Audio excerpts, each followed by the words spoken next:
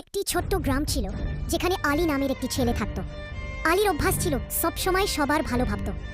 কোনো দুঃখী মানুষকে দেখলে সবার আগে তার মুখে উদ্বেগ ফুটে উঠত। সে বলতে, আমরা যদি একে অন্যের কাজে না আসি তবে বেঁচে থাকার মানেই বা কি। গ্রামে এক বৃদ্ধা দাদি ছিলেন যার হাঁটা চলায় খুব কষ্ট হতো। আলী প্রতিদিন তার জন্য পানি এনে দিত। এক গরিব ছেলের পড়াশোনার সুযোগ ছিল না। আলী তাকে নিজের বই দিয়ে দিত। লোকেরা তার প্রশংসা করত ঠিকই, কিন্তু অনেক সময় তার ভালোবাসা এবং সহানুভূতির সুযোগও নিয়ে নিত। কখনো কখনো আলীর মনে কষ্ট হতো যে সে সবার জন্য ভাবে, কিন্তু কেউ তার মূল্য দেয় না। তবুও সে বলতে, ভালো কাজ ফিরে আসুক বা না আসুক।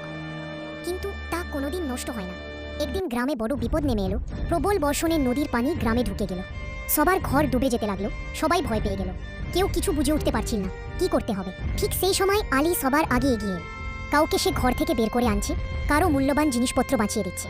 ছোট ছোট বাচ্চাদের কাঁধে তুলে নিরাপদ জায়গায় পৌঁছে দিচ্ছে। তার সাহস দেখে গোটা গ্রাম তার সঙ্গে দাঁড়িয়ে গেল।